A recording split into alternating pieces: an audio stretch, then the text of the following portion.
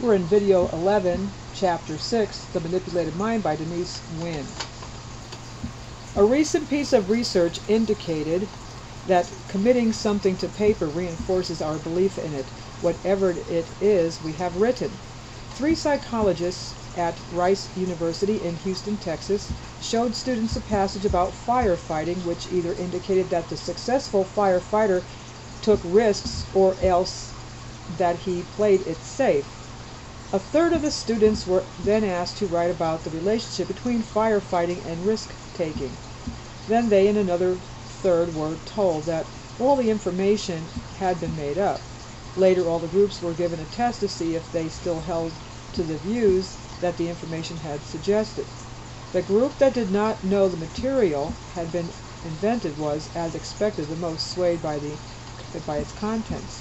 But as the rest, the students who had to write about risk-taking and successful fighting were far more strongly entrenched in the belief that it was true than those who had just read it and then been disabused by its credibility. Participation as a tactic for winning people over to one side has been seen at work in Korea. Prisoners were required to write confessions and autobiographies, the very act of doing which may have confirmed up the validity of what they produced. It will be seen again in the context of cults and other political groups in Chapter 8. Sensory deprivation. Sensory deprivation experiments involving the subjects in remaining without stimulation of any kind in light-proof and soundproof rooms have produced conflicting results about the effects of sensory deprivation on human behavior. Some people can and do adapt. Others experience hallucinations very quickly and lose all sense of time. Which effect will be produced in which person largely depends on the individual's normal needs for external stimulation. The extrovert suffering more than the introvert.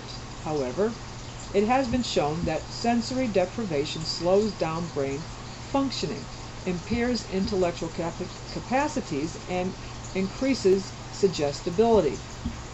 See Inside the Black Room.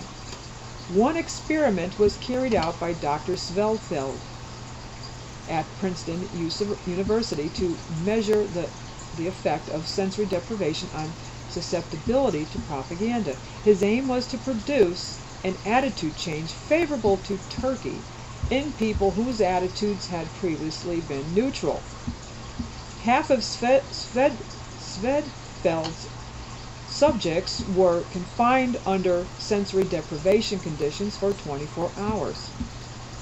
The other half could move about the university building as they pleased. Afterwards, all the students heard propaganda favorable to Turkey. The sensory deprivation students experienced an attitude change in the way intended that was 8 times as great as that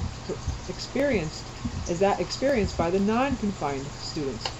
Professor Jack Vernon of Princeton University carried out a large number of sensory deprivation experiments and, in his book Inside the Black Room, suggests a scenario for creating attitude change which incorporates findings from sensory deprivation research, conditioning, cognitive dissonance, dependence, obedience to authority, and participation as means of attitude change.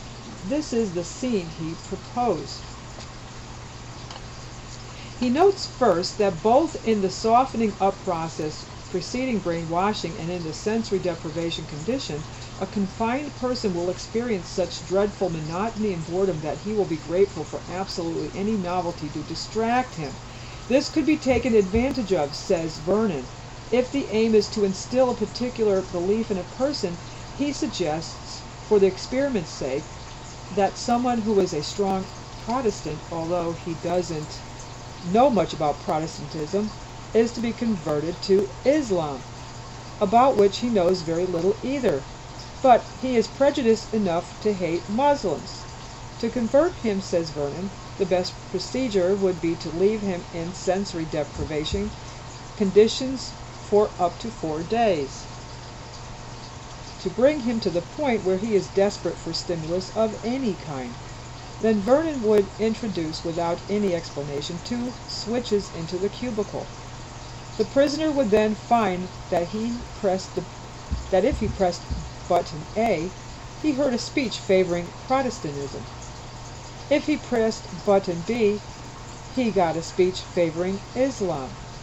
But the difference was that button A always produced the same speech on Protestantism, whereas button B released an endless variety of speeches on Islam, all delivered by different voices. Desire for novelty would lead the prisoner to start selecting button B over button A. We have caused this individual by his own choice to listen to our propaganda.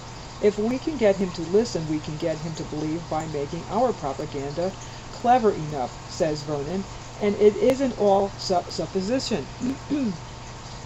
An experiment at McGill University in Canada found that subjects did indeed listen more often to varied unfavored items than the same favored item when in a condition of having no other choice. But Vernon carries on. Even if the prisoner does insist on using button A, it still works against him, he says, because repetition can weaken meaning. He recalls the familiar experience of repeating a word over and over and finding that it suddenly becomes strange, as though it is a new word. Its meaning seems to have weakened. Vernon says, it seems reasonable to believe that something similar to this process could happen as a result of a repetition of a slogan, and refers to the Chinese usage, perhaps unwittingly, of this technique in Korea. Prisoners had to write their autobiographies over and over, and consequently got very bored. The Chinese probably did not realize that it was the monotonous repetition that was weakening some of the soldiers' cherished beliefs. They were only looking for discrepancies in the reports. These were considered to be signs of weak areas, and consequently the logical focus of their psychological attack to convert the prisoner to communism. And we will stop right here. We will finish up chapter 6 in the next video, which will be video number 12. It's going to be very short because there isn't much left, but it's too much for this video. And that will wrap up chapter 6, Attitude Influence. And then we'll get into hypnosis in chapter 7.